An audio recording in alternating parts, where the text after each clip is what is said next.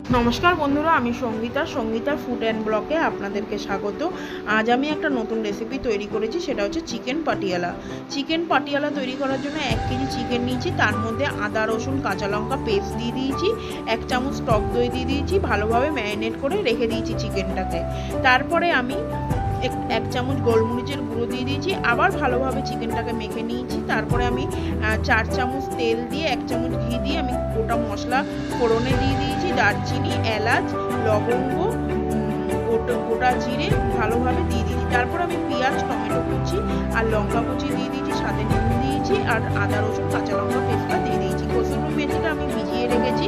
এবার আমি কসুরি মেথিটা ওই মশলাটার মধ্যে দিয়ে দেবো, দিয়ে আমি ম্যারিনেট করা চিকেনটা দিয়ে দেবো, দিয়ে ভালোভাবে একটু নাড়াচাড়া করে তারপর আমি নুন দেবো 1 চামচ, হলুদ দেবো 1 চামচ, জিরে ধনের গুঁড়ো দেবো 1 চামচ, লেবুর রস দেবো একটা গোটা।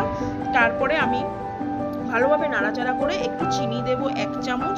তারপরে যখন চিকেনটার থেকে তেল বেরিয়ে আসবে তখন আমি কাজু কিশমিশ বাটাটা দিয়ে দেবো, দিয়ে আমি আর একটা কড়াইতে ক্যাপসিকাম আর পেঁয়াজ আর শুকনো লঙ্কা একটু নুন ভালোভাবে ভেজে নেব।